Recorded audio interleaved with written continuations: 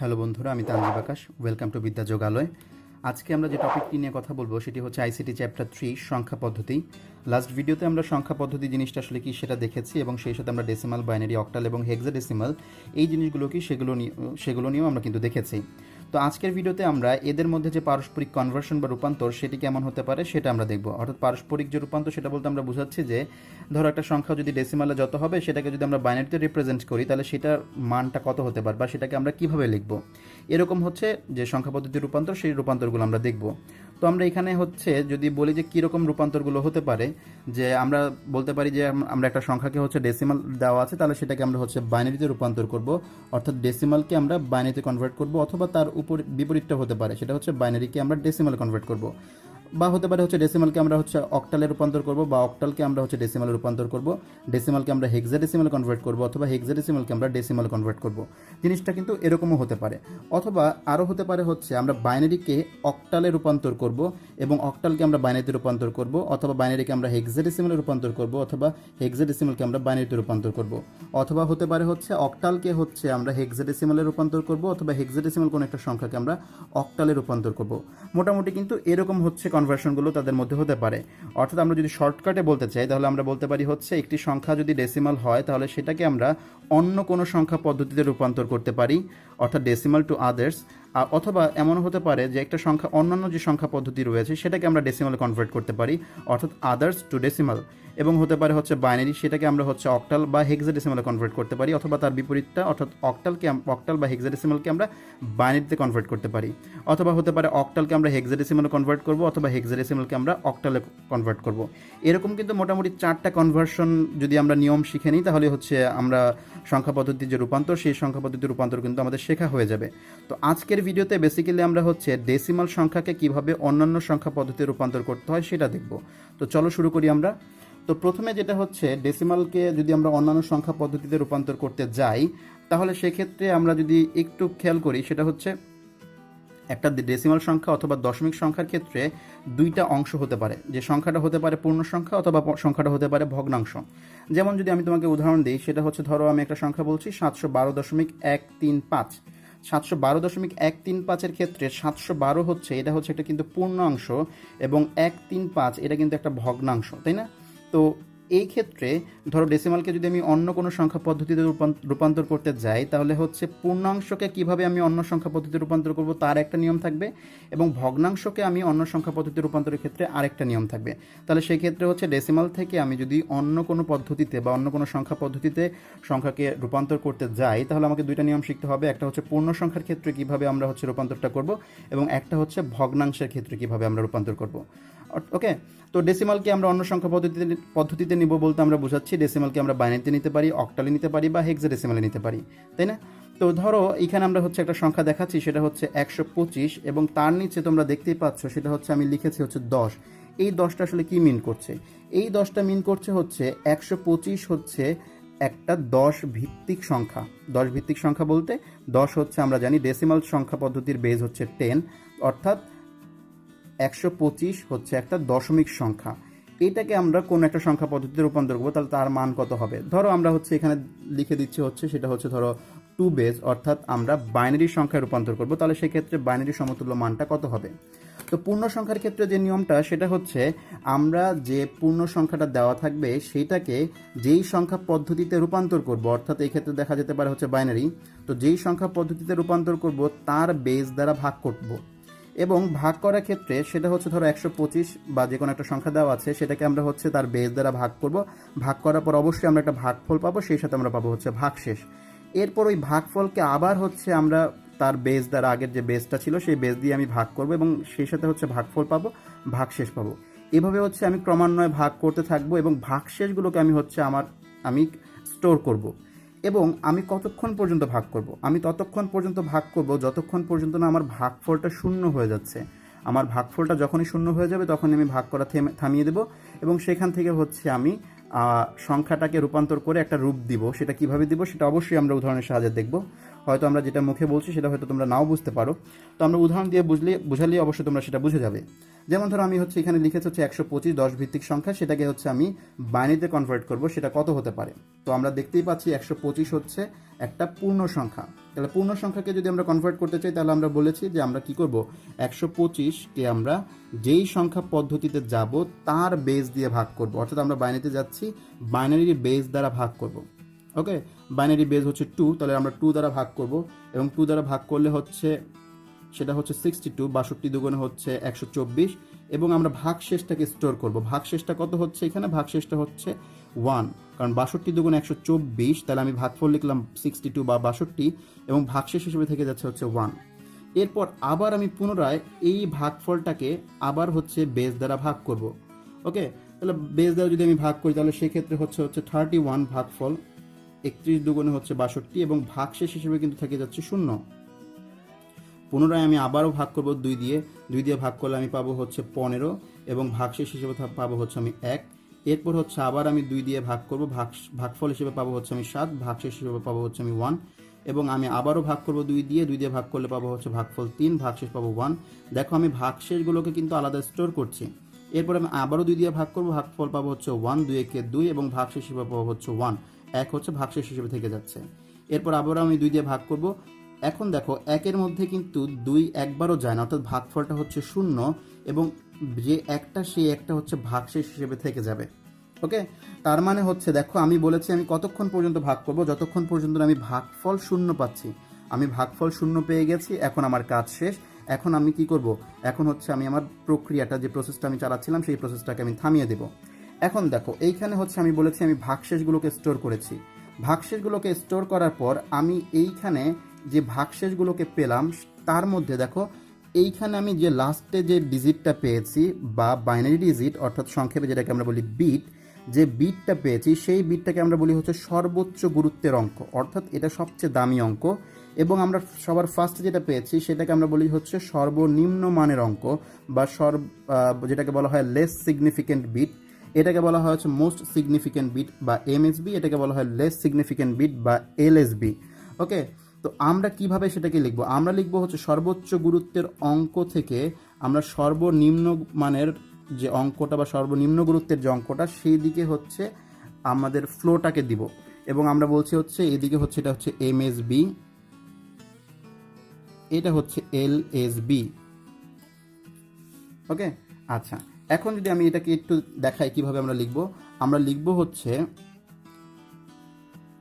125, এটা হচ্ছে 10 বেস বা দশমিক পদ্ধতিতে একটি সংখ্যা। এটাকে যদি আমি বাইনারিতে প্রকাশ করি তাহলে সেটা হবে হচ্ছে মোস্ট সিগনিফিকেন্ট বিটটা হবে আগে 1, তারপরে হচ্ছে 1, তারপরে হচ্ছে 1 1 1 0 1।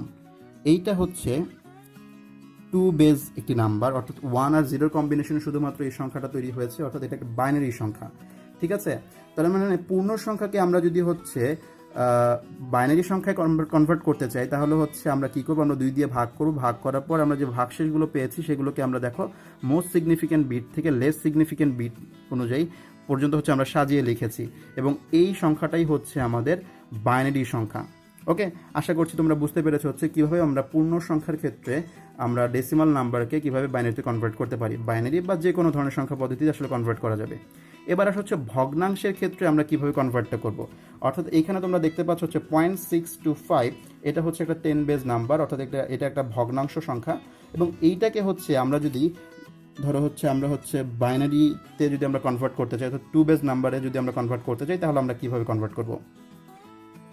তো নিয়মটা হচ্ছে আমরা যে ভগ্নাংশটা দেওয়া রয়েছে সেই ভগ্নাংশকে আমরা যেই সংখ্যা পদ্ধতিতে যাব তার বেস দিয়ে গুণ করব। অর্থাৎ এই ক্ষেত্রে আমরা 2 বেস সংখ্যা পদ্ধতিতে যাব, অর্থাৎ আমরা 2 দিয়ে গুণ করব। 2 দিয়ে গুণ করার পর আমরা যে সংখ্যাটা পাবো সেই সংখ্যাটাকে লিখব এবং সেই সংখ্যাটাকে লেখার পর ওই সংখ্যাটার যে ভগ্নাংশটুকু পাওয়া যাবে, অর্থাৎ গুণফলের যে ভগ্নাংশটুকু পাওয়া যাবে সেই ভগ্নাংশকে আবার আমি 2 দিয়ে গুণ করব বা আমরা যেই সংখ্যা পদ্ধতিতে যাব তার বেস দিয়ে গুণ করব। এভাবে আমি গুণ করতে থাকবো আমি কতক্ষণ পর্যন্ত, যতক্ষণ পর্যন্ত আমি গুণফল হিসেবে পুরোপুরি একটা পূর্ণ সংখ্যা না পাচ্ছি। অর্থাৎ যেমন ধরো 3.00 বা 1.00 এরকম আমি পূর্ণ সংখ্যা যতক্ষণ পর্যন্ত না পাচ্ছি ততক্ষণ পর্যন্ত গুণ করতে থাকবো। এরপর আমি যখন গুণ করছিলাম তখন হচ্ছে অবশ্যই আমি হচ্ছে গুণফল পাচ্ছিলাম কিছু। ওই গুণফলগুলো যেগুলো পেয়েছি তার যে পূর্ণাংশগুলো রয়েছে সেই পূর্ণাংশ থেকে হচ্ছে আমরা কি বলবো যে তার ডেসিমালের যে অন্য যে কোনো পদ্ধতির যে সংখ্যাটা সেই সংখ্যাটা তৈরি করব। সেটা কিভাবে তৈরি করব সেটা হচ্ছে আমরা উদাহরণের সাহায্যে সেটা দেখছি। যেমন ধরো আমরা বলেছি যে 0.625 এটি হচ্ছে একটি 10 বেস সংখ্যা, এটাকে আমরা বাইনারিতে কনভার্ট করব। কিভাবে কনভার্ট করব আমরা বলেছি হচ্ছে ধরো আমরা এখানে লিখছি সংখ্যাটা 0.625, এটাকে আমরা যেই সংখ্যা পদ্ধতিতে যাব সেই সংখ্যা পদ্ধতির বেস দ্বারা গুণ করব, অর্থাৎ আমরা যাব হচ্ছে 2 বেস নাম্বার সিস্টেমে। তাহলে আমরা 2 দিয়ে গুণ করব, 2 দিয়ে গুণ করার পর আমরা হচ্ছে গুণ ফল হিসেবে পাচ্ছি হচ্ছে 1.250। ওকে, গুণফল হচ্ছে 1.250 এবং আমরা বলেছি হচ্ছে গুণফলের যে ভগ্নাংশটুকু রয়েছে সেটাকে হচ্ছে আমরা পুনরায় দিয়ে গুণ করব, কি বলে তার বেস দ্বারা, অর্থাৎ 2 দ্বারা আবার আমরা গুণ করব। গুণ করার ফলে আমরা আবার কি পাবো দেখো, আমরা হচ্ছে শুধুমাত্র কিন্তু 0.250কে 2 দ্বারা গুণ করবো। 0.250কে যদি আমরা 2 দ্বারা গুণ করি তাহলে আমরা পাবো হচ্ছে 0.50। ওকে, এবার 0.50-র মধ্যে ভগ্নাংশটা হচ্ছে 0.50, এটাকে আমরা আবার 2 দ্বারা গুণ করব। 2 দ্বারা গুণ করার ফলে আমরা পাবো হচ্ছে 1.00। দেখো আমরা কিন্তু গুণফল হিসেবে একটা 1.00 অর্থাৎ পিওর একটা পূর্ণ সংখ্যা আমরা পেয়ে গেছি। আমরা যখনই পূর্ণ সংখ্যাটা পেয়ে যাব তখনই হচ্ছে আমাদের গুণ করার যে প্রক্রিয়াটা সেই প্রক্রিয়াটাকে আমরা থামিয়ে দিব। গুণ করার প্রক্রিয়াটাকে আমরা থামিয়ে দিলাম। এবার আমরা কি করব, এবার আমরা যে কাজটা করব সেটা হচ্ছে আগে আমরা যেমনটা করেছিলাম যে ভাগ করার ফলে ভাগ করছিলাম আমরা, এবং সর্বনিম্নে বা সর্বশেষে আমরা যেটা পেয়েছি সেটাকে আমরা বলছিলাম হচ্ছে মোস্ট সিগনিফিক্যান্ট বিট। কিন্তু এইখানে আমরা যেটা করব সেটা হচ্ছে আমরা সর্বপ্রথমে যেটা পেয়েছি সেটা হচ্ছে মোস্ট সিগনিফিক্যান্ট বিট, এইটা হচ্ছে মোস্ট সিগনিফিক্যান্ট বিট, এবং সর্বশেষে আমরা যেটা পেয়েছি সেটা হচ্ছে লেস সিগনিফিক্যান্ট বিট, অর্থাৎ আগের ঠিক উল্টো বা বিপরীত। তাহলে সেক্ষেত্রে এদিকের যে ফ্লো ডিরেকশনটা সেই ফ্লো ডিরেকশনটা কিন্তু হবে হচ্ছে তার এই বরাবর, তাই না? অর্থাৎ আমরা মোস্ট সিগনিফিক্যান্ট থেকে লেস সিগনিফিক্যান্ট বিট হচ্ছে এইটা। এখন আমরা যদি ফ্লো অনুযায়ী হচ্ছে সংখ্যাটাকে লিখে দেই সেটা হচ্ছে 0.625, এটা হচ্ছে একটা 10 বেস সংখ্যা, এবং এইটাকে আমরা যদি বাইনারিতে কনভার্ট করি তাহলে সেটা হবে হচ্ছে 0.101। ওকে, 0.101, এটা হচ্ছে 2 বেস বা একটা বাইনারি নাম্বার। ওকে, এটা হচ্ছে ভগ্নাংশের ক্ষেত্রে প্রসেসটা, অর্থাৎ পূর্ণ সংখ্যার ক্ষেত্রে যে প্রসেসটা হবে সেটা হচ্ছে আমরা পূর্ণ যে সংখ্যাটা সেটাকে হচ্ছে আমরা যেই সংখ্যা পদ্ধতিতে যাব তার বেস দ্বারা গুণ করতে থাকবো, এবং ভাগফলগুলোকে আমরা গুণ করতে থাকবো এবং ভাগশেষগুলোকে আমরা স্টোর করব। এরপর সর্বনিম্নে যেটা পাবো সেটা হচ্ছে মোস্ট সিগনিফিক্যান্ট বিট, এবং সর্বপ্রথমে যেটা ভাগশেষ পেয়েছি সেটা হচ্ছে লেস সিগনিফিক্যান্ট বিট, এবং মোস্ট সিগনিফিক্যান্ট বিট থেকে আমরা লেস সিগনিফিক্যান্ট বিট অনুযায়ী হচ্ছে আমরা লিখে দেবো। তাহলে সেটা হয়ে যাবে হচ্ছে ডেসিমালের অন্য কোনো সংখ্যা পদ্ধতিতে হচ্ছে সেই নাম্বারটা। ওকে, এরপর ভগ্নাংশের ক্ষেত্রে যেটা করবো সেটা হচ্ছে আমরা ওই ভগ্নাংশ সংখ্যাটাকে হচ্ছে তার বেস দ্বারা, অর্থাৎ যে সংখ্যা পদ্ধতিতে যাব তার বেস দ্বারা গুণ করতে থাকবো, এবং গুণ করতে করতে করতে করতে আমরা যতক্ষণ পর্যন্ত পূর্ণ সংখ্যা পাচ্ছি ততক্ষণ পর্যন্ত গুণ করতে থাকবো। এবং গুণ করার ক্ষেত্রে পূর্ণ সংখ্যা যদি আমরা পেয়ে যাই তখন সেক্ষেত্রে হচ্ছে আমরা পূর্ণ অংশগুলো হচ্ছে প্রথমটা হবে মোস্ট সিগনিফিক্যান্ট বিট এবং সবার শেষেরটা হবে লেস সিগনিফিক্যান্ট বিট, এবং মোস্ট সিগনিফিক্যান্ট বিট থেকে লেস সিগনিফিক্যান্ট বিট অনুযায়ী হচ্ছে আমরা সাজিয়ে লিখবো। তাহলে হচ্ছে আমরা ভগ্নাংশের ক্ষেত্রে ডেসিমালকে অন্য সংখ্যা পদ্ধতিতে রূপান্তর করা পেরে যাব। এখানে তোমাদেরকে আমি পূর্ণ সংখ্যা আলাদা দিয়েছি এবং ভগ্নাংশ একটি সংখ্যা সেটিও কিন্তু আলাদা দিয়েছি। কিন্তু আমি তোমাকে যদি এখন প্রশ্ন করি যে 125.625 এটি একটি 10 বেজ নাম্বার এবং এটাকে তুমি 2 বেজ নাম্বারে হচ্ছে কনভার্ট করবে, তাহলে সেটা কেমন হবে? সেটা কিন্তু সেম প্রসেস। সেটা হচ্ছে তুমি পূর্ণাংশের ক্ষেত্রে হচ্ছে একটা লিখবে, সেটা হচ্ছে 125কে কীভাবে হচ্ছে কনভার্ট করতে পারো, সেটা হচ্ছে এরকম আনসার আসবে, এবং সেটা হচ্ছে সেই ক্ষেত্রে হচ্ছে সেই সাথে হচ্ছে তোমরা ভগ্নাংশের ক্ষেত্রে হচ্ছে কনভার্ট করবে এবং সেইটার আনসার লিখবে, এবং শেষে দিয়ে তোমরা কি লিখে দেবে? শেষে দিয়ে তোমরা লিখে দিবে হচ্ছে 125.625, এটা হচ্ছে 10 বেজ নাম্বার, এবং এইটাকে তোমরা যদি হচ্ছে 2 বেজ নাম্বারে কনভার্ট করো তাহলে সেক্ষেত্রে হবে হচ্ছে 1111101.101, এইটা হচ্ছে 2 বেজ নাম্বার, তাই না? তাহলে আশা করছি তোমরা হচ্ছে এটা কিন্তু পারবে। এখন তোমাদের হচ্ছে একটা অফলাইন প্র্যাকটিস ওপি নিয়ে নাও, সেটা হচ্ছে তুমি বাসায় যেটা প্র্যাকটিস করতে পারো সেটা হচ্ছে ধরো 225.75, এইটা হচ্ছে ধরো হচ্ছে একটা 10 বেজ নাম্বার, এবং এইটাকে তুমি যেটা করবে সেটা হচ্ছে 2 বেজ নাম্বার কনভার্ট করবে। ওকে, তোমার আনসার অবশ্যই আমাদেরকে কমেন্ট করে জানাবে। আচ্ছা, এইটা হচ্ছে আমরা একটা যে এক্সাম্পলটা দেখলাম সেই এক্সাম্পলটা হচ্ছে কীভাবে আমরা ডেসিমাল সংখ্যাকে কীভাবে আমরা বাইনারিতে কনভার্ট করতে পারি, এবং অন্যান্য যে সংখ্যা পদ্ধতি কনভার্ট করার সেই কনভার্ট করার প্রসেসটাও কিন্তু সেম। ডেসিমাল থেকে যদি আমরা অক্টালে কনভার্ট করতে চাই বা ডেসিমাল থেকে আমরা যদি হেক্সাডেসিমালে কনভার্ট করতে চাই, সেম প্রসেসে আমাদেরকে করতে হবে। যেমন ধরো আমরা যদি এখানে একটু দেখি যে ডেসিমাল একটা নাম্বার দেওয়া রয়েছে, সেটাকে হচ্ছে আমরা অক্টাল নাম্বার সিস্টেমে কনভার্ট করবো, অর্থাৎ আমরা 10 বেজ নাম্বার সিস্টেমকে আমরা 8 বেজ নাম্বার সিস্টেমে কনভার্ট করবো। তাহলে দেখো নাম্বারটা কত, সেটা হচ্ছে 125.625। আগের উদাহরণটি আমরা নিয়েছি।